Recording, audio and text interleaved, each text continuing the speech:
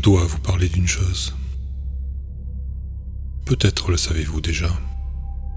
L'augmentation du nombre de suicides, d'homicides, de meurtres, les personnes folles, et puis ces choses ambulantes qui sont venues après.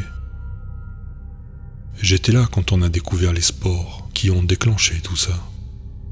Dans les années 80, un groupe indépendant de scientifiques, dont je faisais partie, s'est embarqué dans une expédition en Afrique, à la recherche d'une substance notoire et perturbante que les locaux appelaient Wansin. Apparemment, cette substance se propageait par le biais de fleurs de Blum, que l'on trouvait dans la région. Lorsqu'elles sont inhalées, les spores de Wansin provoquent la folie, la démence chez les indigènes. Les effets varient, mais la plupart du temps ils deviennent fous et éprouvent le désir de tuer les autres. Je les ai vus se poignarder avec des lances et des bâtons et autres, se frappant la tête répétitivement dès le moindre obstacle. Ils s'infligeaient des blessures, et même après s'être infligés des blessures mortelles, ils continuaient tout de même à avancer. Nous avons étudié une victime dans un laboratoire, en l'enfermant dans une pièce scellée en verre, avec des miroirs sans teint. Nous lui avons laissé suffisamment de nourriture et d'eau, et l'avons enfermée à l'intérieur. Nous y avons beaucoup appris sur la nécrose de sa peau. Tout d'abord, sa peau pâlit. De foncée, elle devient grise, déshydratée, et commença à craqueler. Des ecchymoses commencèrent à se former, puis des plaies. Pendant des semaines d'isolement, nous avons vu la peau se transformer en une enveloppe grise et craquelée, puis en une plaie verdâtre, et l'individu balbutiait des mots presque incompréhensibles dans sa langue natale. Quelques jours plus tard, l'individu s'est laissé mourir. Alors qu'on le préparait pour l'enterrement, nous avons remarqué que le cadavre avait des spasmes rapides.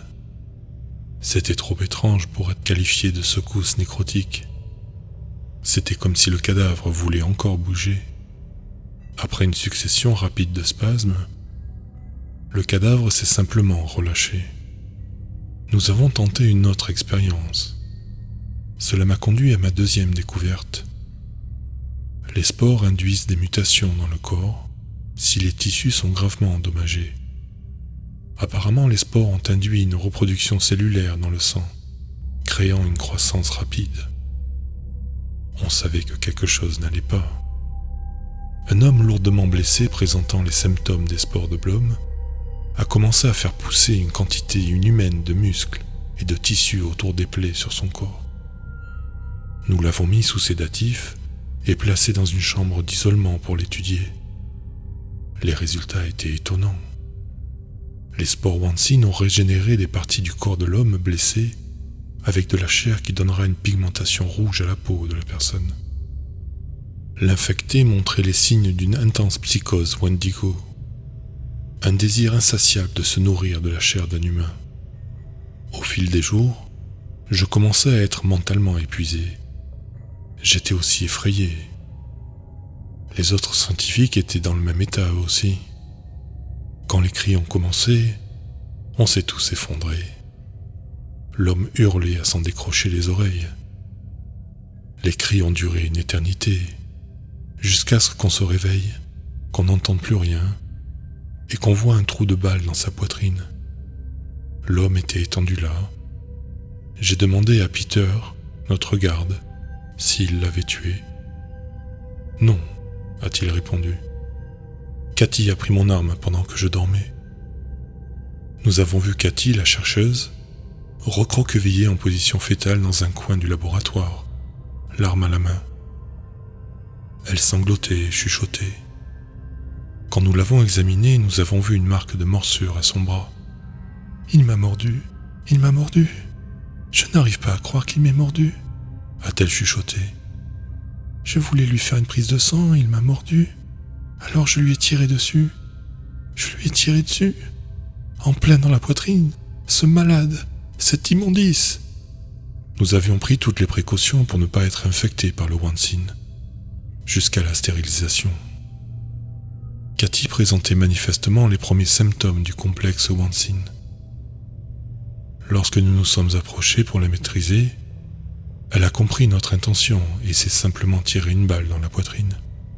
Après cet incident, nous avons enterré notre collègue et simplement quitté l'Afrique. En raison de l'ascendance amérindienne de ma collègue, nous avons décidé d'appeler cette maladie le complexe du Wendigo. Mais la triste réalité, c'est que l'affaire était loin, très loin d'être terminée. On a découvert un dernier symptôme, et des 4, c'était le pire. Les spasmes nécrotiques dont j'ai parlé avant, ils ont empiré. Un homme atteint de la maladie de Wansin a été ressuscité. Alors que le médecin légiste préparait ses outils pour l'autopsie, il a trouvé l'homme marchant dans la direction de la porte, la cage thoracique exposée. L'homme à la peau grise et sans pupille a poussé un long gémissement avant de s'écrouler sur le sol, les viscères répandus tout autour. Nous avons été effrayés par la nouvelle du cadavre réanimé. Une frayeur sans commune mesure, c'est le moins qu'on puisse dire. Mais je suppose qu'il était déjà trop tard pour nous. La propagation de l'agent ne pouvait se faire que d'une seule manière, par l'inhalation de spores. Mais avec les épidémies d'Ebola près des zones infestées de Blome, les spores se sont adaptés, ont assimilé les caractéristiques du virus, le transformant en une arme mortelle et agile. L'agent peut maintenant se propager par le sang. Les cas d'infection se sont multipliés, mais le virus ne s'est pas répandu suffisamment pour attirer l'attention des gens, jusqu'à 2 mois plus tard. Des meurtres étranges ont eu lieu dans la région. Des gens ont apparemment été mangés. On a vu des groupes de personnes manger d'autres groupes de personnes. C'était de la pure folie, presque irréelle. Pour les quelques personnes qui connaissent le complexe Wendigo, c'était une pensée déprimante. Durant les mois qui ont précédé la révélation de l'épidémie massive de Wendigo, j'ai perdu presque tous mes collègues. Ils sont morts de leurs propres mains, monstres qu'ils sont devenus.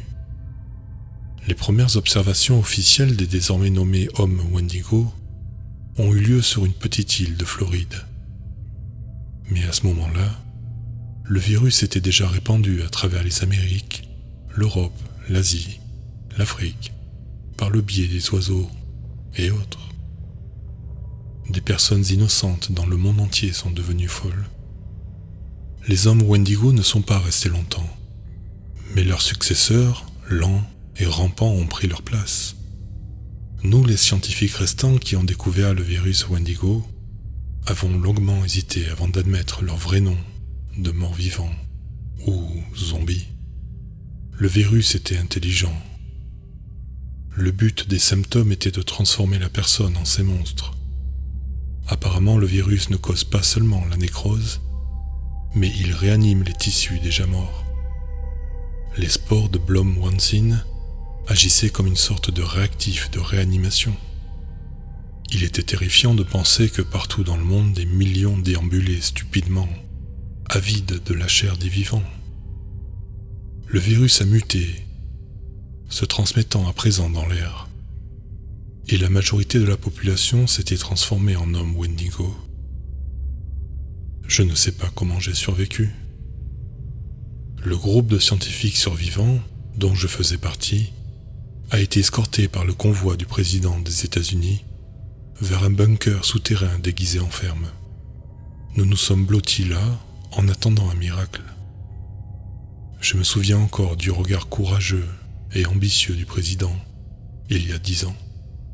Il était imperturbable face à toutes les horreurs qui se déroulaient autour de lui. Les soldats le considéraient comme un véritable héros. Il est mort à présent. Chaque année, ses forces diminuaient. Les gémissements des morts-vivants résonnaient pendant toutes les nuits passées sous ce bunker en béton. De plus en plus de personnes commençaient à perdre la tête, et notre nombre diminuait régulièrement.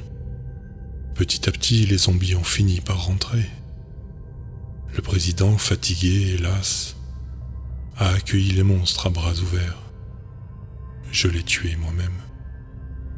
Mais il a eu le temps de me prendre un morceau de ma chair pendant que je le tuais. Je viens de tousser. Je suppose donc que le nécrovirus s'est répandu dans mes poumons. Je me demande pourquoi je ne deviens pas fou. Souviens-toi juste, quand quelqu'un est infecté, il n'est plus la même personne qu'avant. La personne est morte, c'est juste son corps. Tirez-lui dans la tête. Faites attention à l'eau aussi. Buvez uniquement l'eau en bouteille. Le virus est transmis par l'eau dans certaines parties de l'Amérique. Quoi d'autre? Nécrose. Le nécrovirus cause généralement la nécrose. Je l'ai déjà dit. Faites attention aux plaques de peau qui semblent étranges. Une peau déshydratée, des démangeaisons. Si vous lisez ceci, je ne peux pas vous dire à quel point ces mots étaient banals, mais je ne sais pas. J'ai peur de dire les autres lignes. Je ne peux pas en parler, c'est trop horrible. Je ne peux pas.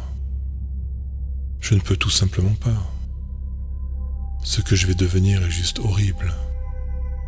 Je peux sentir que ça ronge mon corps à présent. Je suis en train de mourir. Et je ne peux pas gémir. J'ai utilisé toute ma volonté pour m'enfermer. Tout ça pour toi. J'ai rempli le placard du fond avec mes provisions, une semaine de nourriture, mes dernières boîtes de cartouches de fusil, des chargeurs de pistolets, des munitions et 10 jours d'essence.